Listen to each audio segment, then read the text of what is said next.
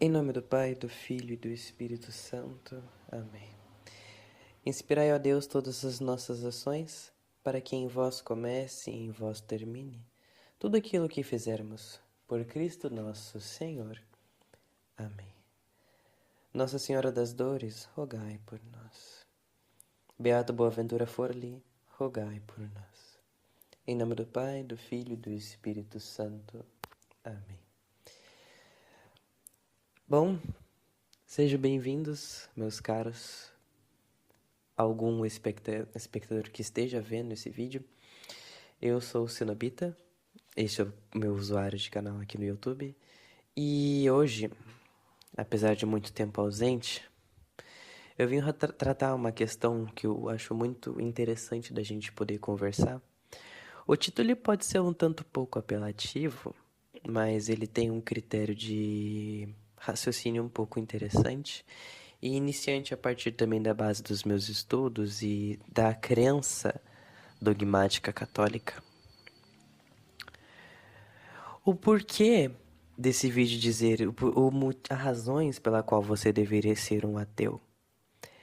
E é lógico que esse vídeo é com o intuito contraditório da afirmação que eu fiz no vídeo. Ou seja, eu não vim aqui para acusar ou inventar argumentos para dizer o porquê você deveria ser ateu.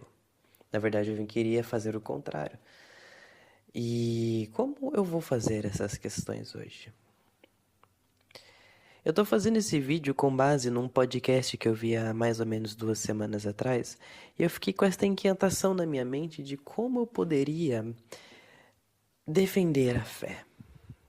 E como eu poderia não me deixar abalar pelo pensamento de uma pessoa ateísta que acusa e difama da bondade divina de Deus como justificativa ateísta. Dando mais detalhes, no podcast que eu vi de 3 horas, aproximadamente, era do padre Fábio Marinho, né, um padre agostiniano, contra uma pessoa ateísta. O intuito do debate era sobre isso, né, um ateu versus um padre e ver como que daria esse resultado. O intuito do vídeo que eu fui lá para analisar não foi justamente para poder ver se quem ia ganhar um debate ou se ia ser aquela coisa que todo mundo gosta de ver no debate, que é briga, porrada e gritaria. Foi um debate totalmente com intenção intelectual. E me impressiona muito o carinho, a atenção e o zelo que o padre teve no podcast. E pela forma como ele buscou atentamente analisar e não apontar e criticar o indivíduo ateísta. Pois nós católicos nós temos o intuito de convencer e não de obrigar, de acusar ou difamar. Se você vê um católico que faz essas opções que eu citei que não fazemos, essa pessoa provavelmente está fora dos dogmas da fé. Provavelmente. Agora, com base, né, ainda focando no intuito do podcast, questões que foram retratadas nesse podcast que chamaram muito a minha atenção. O fato do usuário, que eu não vou me lembrar o nome agora, ele ter retratado como o Deus é um Deus psicopata. Aquele cujo faz maldades no Antigo Testamento, provém em escravidões, escraviza seu próprio povo com a promessa de libertação, permite que pessoas morram e permite muitas outras catástrofes. E ele mesmo diz nas Escrituras que ele é o fundador, o criador do mal. Logo após eu ver essas acusações e perceber que elas têm razões lógicas bíblicas, e também a afirmativa do padre sobre o porquê isso foi necessário ser dito pela inspiração divina. E isso, logicamente, tocou no fundo no meu coração. Eu falei, não é possível que esta interpretação do ateísta esteja correta. Logicamente, eu fui pesquisar um pouco mais a fundo e, infelizmente, eu não consegui encontrar fontes o suficiente, mas as que me fossem necessárias para que eu fizesse esse vídeo. Antes de eu partir para a minha opinião pessoal e para as minhas razões argumentativas, eu gostaria de lembrar aqui vocês que eu faço esses vídeos com o intuito de não me mostrar uma pessoa intelectual, mas de aprofundar a minha comunicação e, se for da vontade de Deus, promover o meu apostolado católico. Todos nós somos chamados a anunciar e ser testemunhas do Evangelho. E eu trato esta plataforma e esses vídeos como uma oportunidade de poder fazer esse apostolado. Eu sou muito iniciante e todo o meu conhecimento é como se fosse uma palha de aço a um pedaço de lama no chão. Ou seja, não convém a você que é muito mais sábio assistir esse vídeo. Se você já sabe a resposta dos apontamentos que eu fiz do ateu no vídeo, você não precisa ficar aqui. E eu não estou aqui para te ensinar ou ser um doutor na sua vida. Mas eu estou aqui para tentar fazer algum testemunho das minhas visões e buscar ajudar ao máximo aqueles que também têm esses problemas que eu tenho como uma pessoa iniciante. Então, logo de cara, eu quero dizer aqui que tudo que eu for falar não é 100% verídico. E que o meu conhecimento é muito pouco ainda. E eu tenho muito a aprender. Mas é compartilhando esse conhecimento e comunicando com quem seja lá quem estiver vendo, que talvez eu possa, sim, aprender novos frutos e estimular a minha mente a buscar cada vez mais e mais. Pois se a gente não estuda, a gente não encontra. Se a gente não busca, a gente não fundamenta nada. Então, com base em algumas leves revisadas que eu fiz e com algumas coisas que me foram ditas, eu acho que eu posso ajudar algumas pessoas que têm essas preocupações em relação ao Deus maligno e ao Deus psicopata. Bom, com todo já entendendo aqui que eu não sou uma pessoa douta, que não sou formado, não tenho nenhum conhecimento prévio, sou apenas um leigo tentando fazer o meu apostolado, começaremos então. Dentro do ponto de vista do ateu, que mais se preocupou, e obviamente foi respondido pelo padre, é que as escrituras são contraditórias e o Deus cristão não é um Deus cristão. No podcast ele mesmo apontava e dizia que por questões de traduções e até mesmo do próprio hebraico ou do grego, as palavras diziam deuses diferentes. O contexto bíblico era sobre um Deus, mas as referências às palavras diziam sobre outros deuses. Como se fosse o Deus dos exércitos, o Deus da fúria, etc, etc.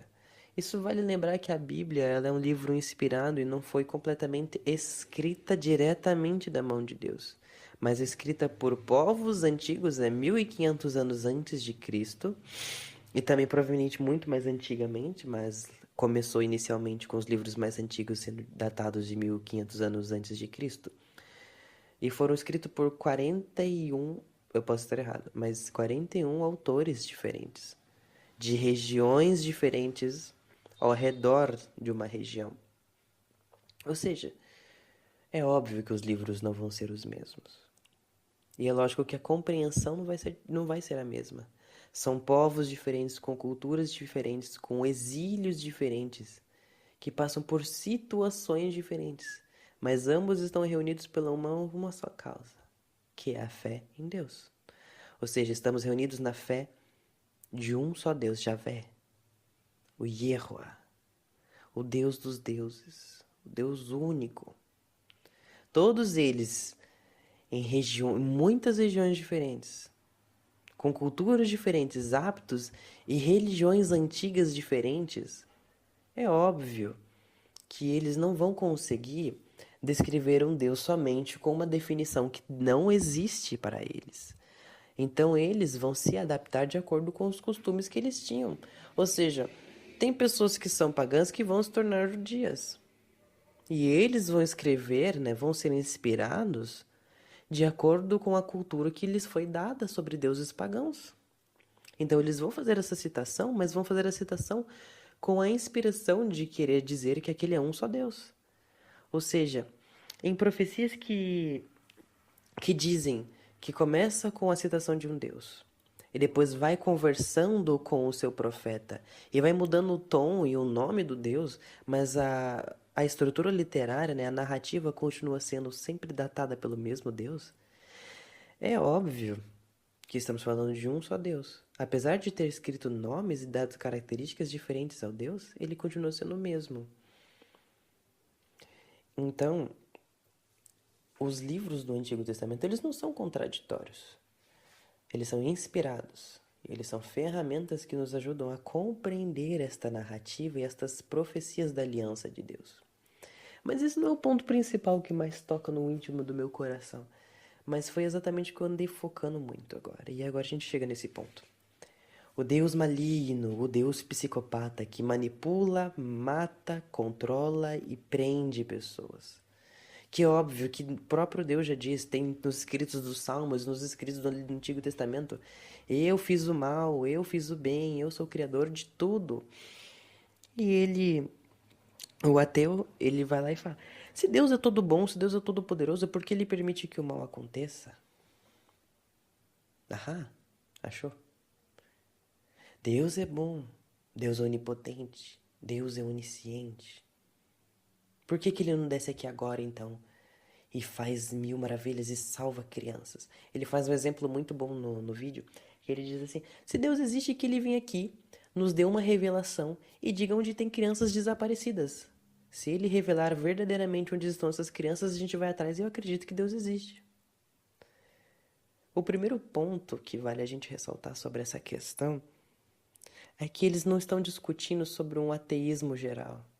Eles não estão com... Lógico que tem razões óbvias, mas principalmente são interpessoais. Os comentários que eles fazem no vídeo não tocam no fundo da raiz da lógica ateísta. Lógico que tem um fundo de lógica ateísta, mas tocam no fundo da razão do sentimento próprio deles.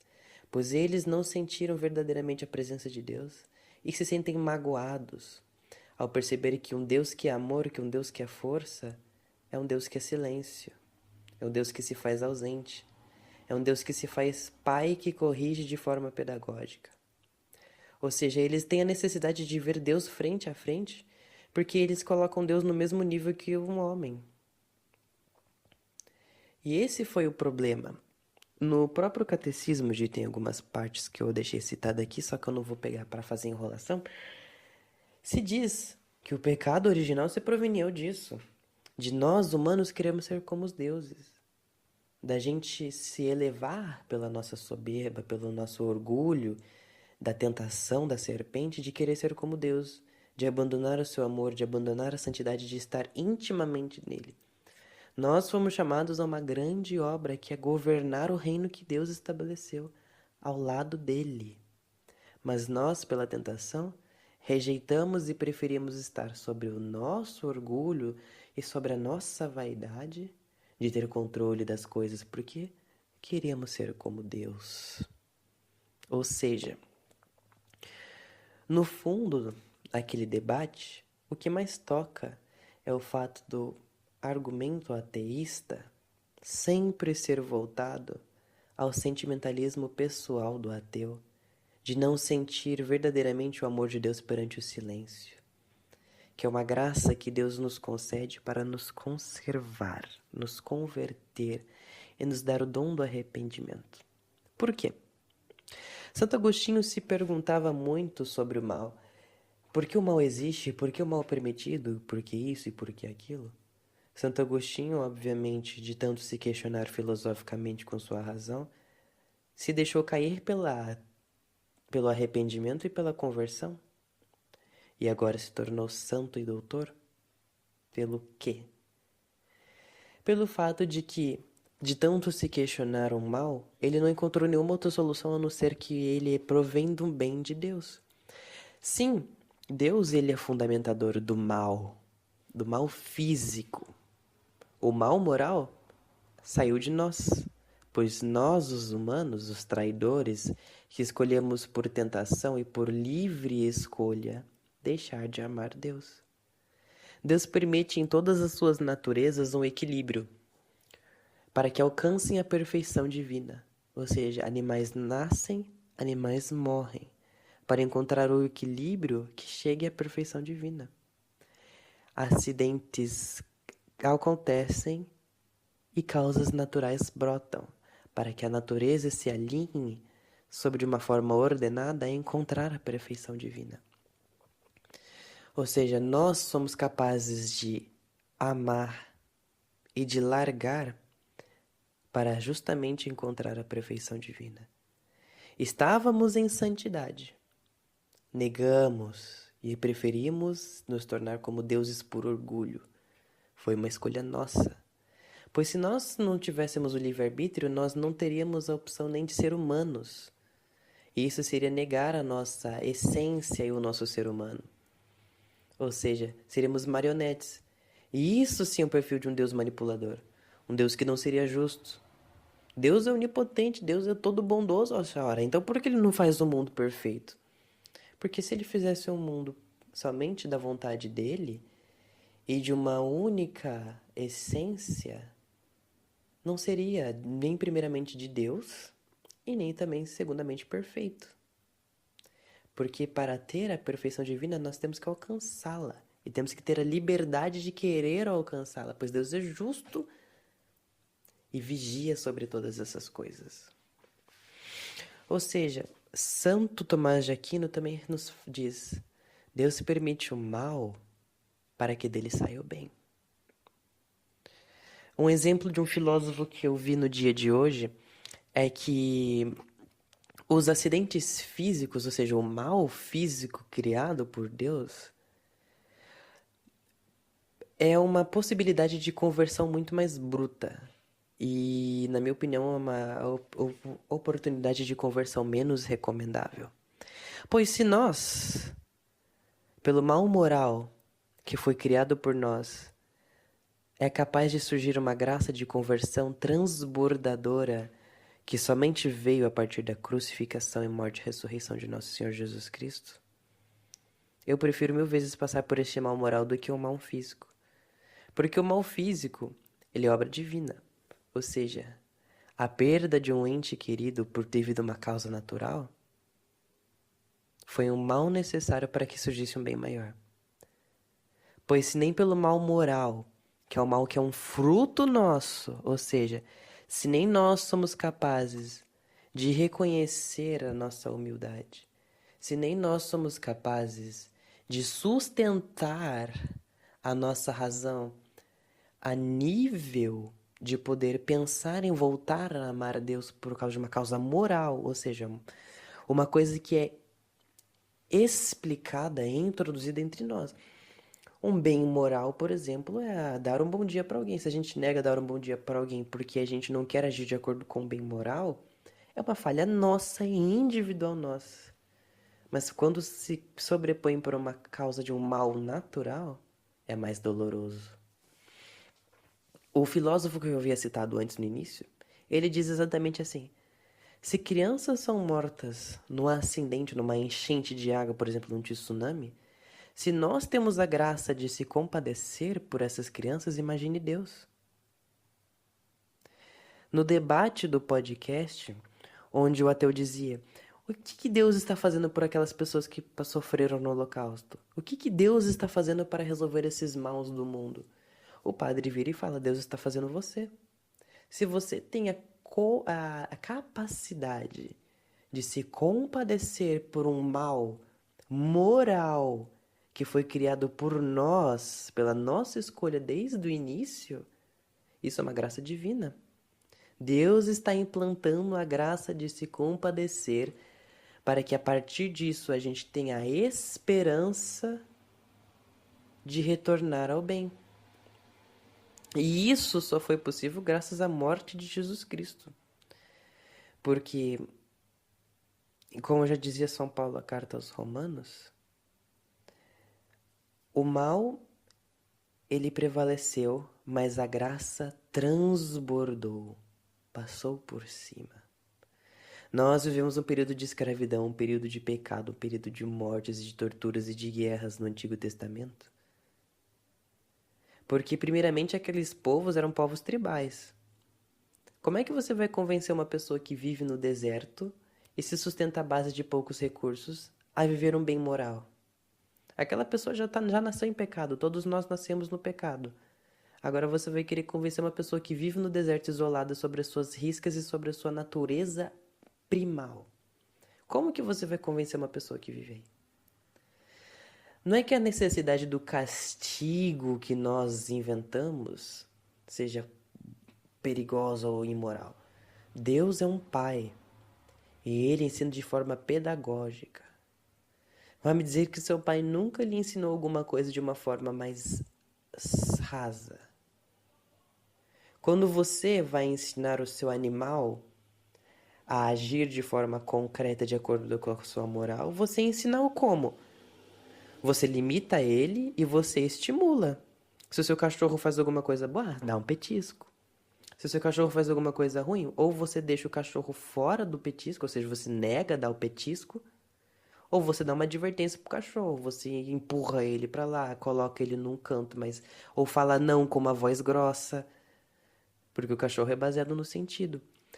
A gente, enquanto humano no Antigo Testamento, que éramos desprovidos do dom do Espírito, apesar de haver profetas e outras pessoas que eram virtuosas, pois queriam alcançar o amor de Deus e Deus deu essa graça, a maioria não, pois estava aprisionada a uma escravidão do pecado que a inveja de Satanás causou. Ou seja, era um povo tribal, um povo ignorante, que estava escravo do pecado e não tinha uma solução.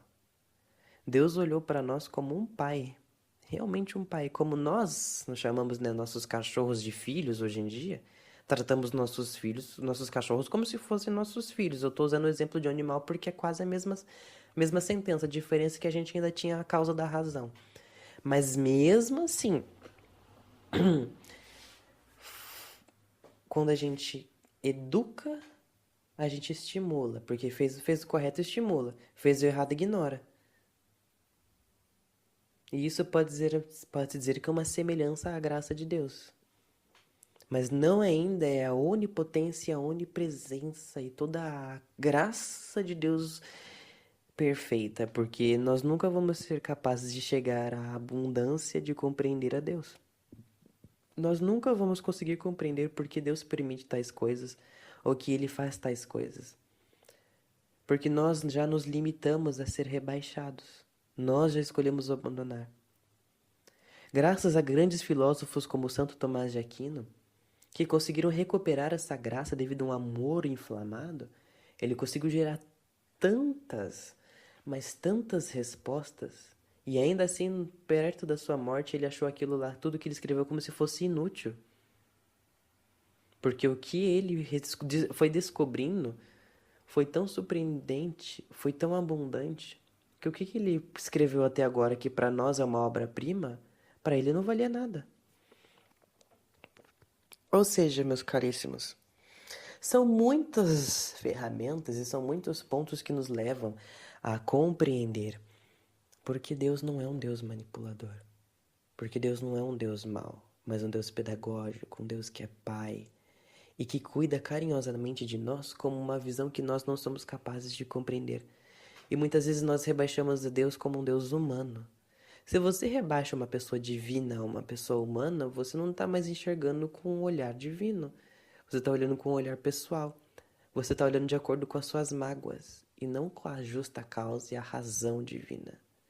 As leis divinas nós conhecemos a parte que são os mandamentos. Porque para Deus foi necessário que Ele escrevesse os mandamentos numa tábua, já que os nossos corações estavam tão duros. Se os nossos corações fossem realmente abertos à graça de Deus, Deus não teria nem sequer escrito os 10 mandamentos. Mas, infelizmente, na verdade, felizmente, né? Deus ainda teve uma grande compaixão de escrever os mandamentos numa tábua para que a gente pudesse seguir até hoje esses ensinamentos. Pois Deus nunca mudou sua lei. Ela foi explicada por Jesus Cristo. E graças a seu Filho único, que morrendo na cruz transbordou e perdoou todos os nossos pecados. Deus teve um amor tão grande, mas tão incompreensível pelo povo de hoje em dia, que Ele literalmente nos libertou da escravidão. E nós, hoje em dia, olhamos para a escravidão de antigamente como se fosse algo terrível. Mas o próprio catecismo também diz: vale mais você olhar para uma pessoa que está na escravidão do pecado, porque uma pessoa que está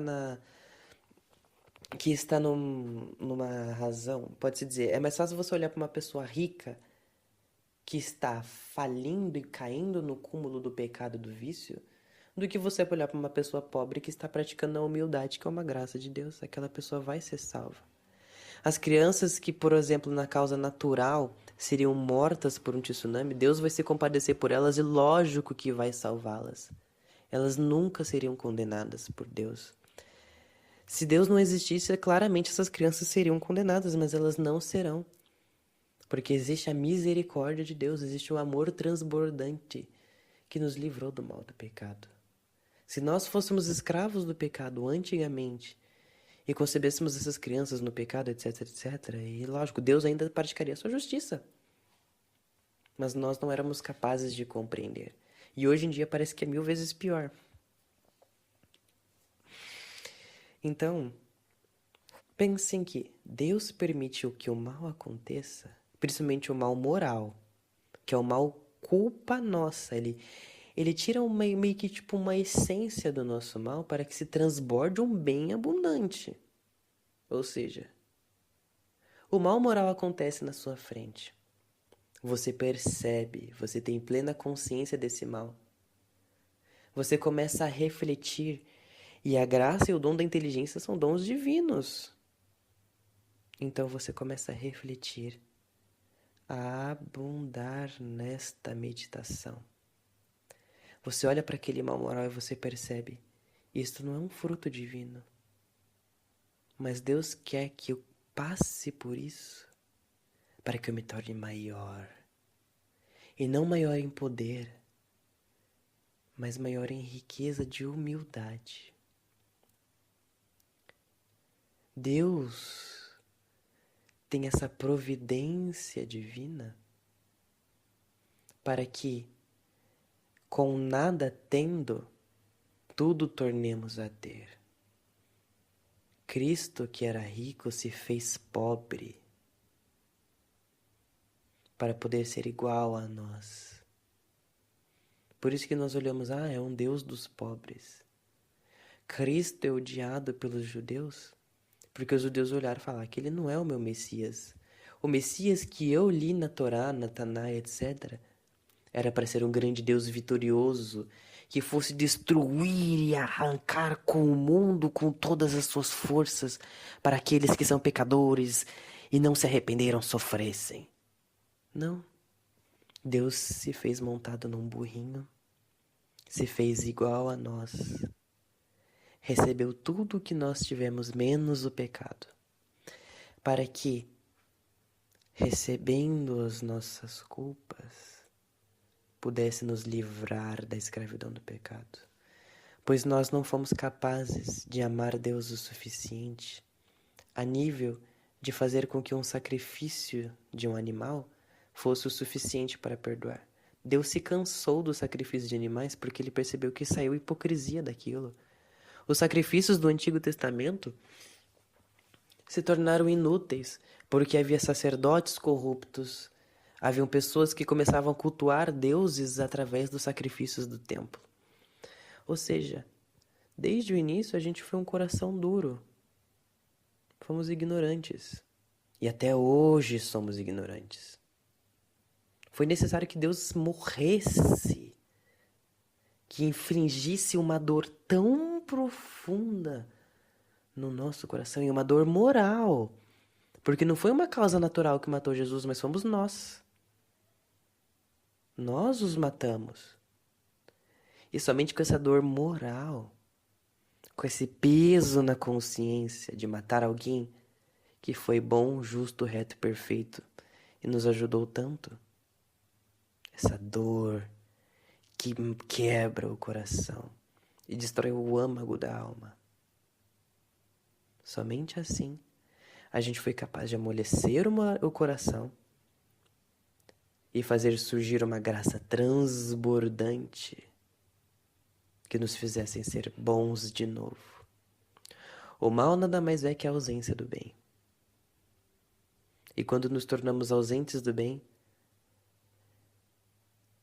a graça nasce como uma semente, floresce, sai pela terra e vira uma árvore gigante, transbordou sobre cima da terra, para que saísse dali um bem maior. Agora cabe a nós olharmos no nosso íntimo, fazermos esse exame de consciência e perceber se verdadeiramente nós permitimos que os maus que nos caem se transformem em graças. Ou seja, não é culpa de Deus. Deus criou um mal físico. Se for para separar assim de uma forma bonitinha, né? Para poder explicar às pessoas que têm esse cisma, Deus permitiu um mal físico. Que eu acho que ninguém prefere. É que um mal físico, né? Um mal natural. Para que aí daí saia um bem. Deus já expurgou. A paciência que Deus teve, a sua promessa que se concretizou, nada mais é do que uma prova de amor infinito. E nós olhamos para o passado de Deus com as escravidões que ele permitiu, com as dores que ele permitiu, como se fosse algo terrível, algo manipulador. Algo terrível e manipulador seria se Deus já nos deixasse de fazer existir no primeiro instante do livro de Gênesis. O livro de sabedoria já diz: se você nos amasse, vocês não teriam nem sequer permitido que nós continuássemos a existir. Teve um momento que Deus se arrependeu e fez todo o dilúvio. Mas ele não destruiu toda a humanidade, porque ele ainda tinha esperança e um amor de um pai, de ver que o amor filial ainda era capaz de existir, que ainda existia um filho que clamava por Abba, Pai, eu quero te ver.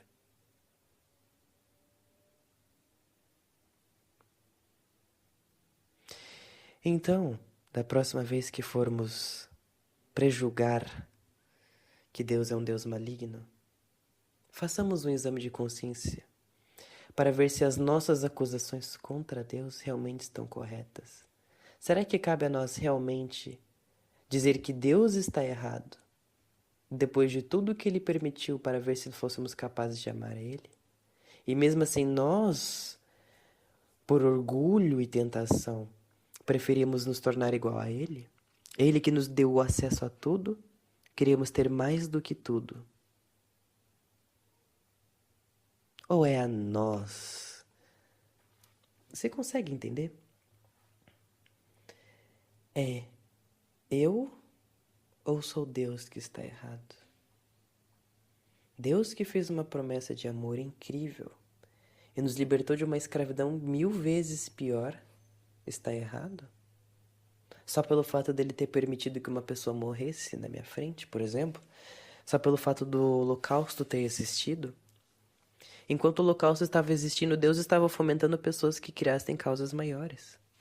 Não é à toa que existem organizações e instituições e cada vez maior o compadecimento pelas pessoas necessitadas. Lógico que o holocausto foi horrível, mas se ele não existisse, talvez coisas piores aconteceriam. Às vezes a gente poderia parar para imaginar que Deus criou coisas menos terríveis do que as outras possibilidades. Mas são possibilidades impossíveis de pensarmos porque elas não existiram.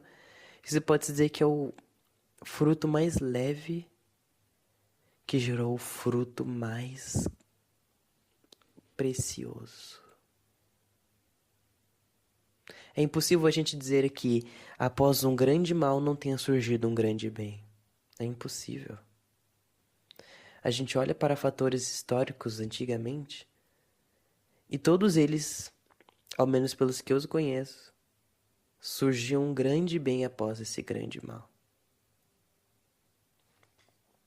Então, eu fiz um grande diálogo, acho que eu não imaginei que eu fosse falar tudo isso. Eu espero que eu tenha dado uma pouca de coerência ou tenha ajudado você a conseguir examinar mais um pouco a sua consciência, ajudar a discernir também melhor sobre a realidade divina. Bom, eu lhes desejo uma semana abençoada, um ótimo dia e que Deus abençoe vocês. Salve Maria Imaculada.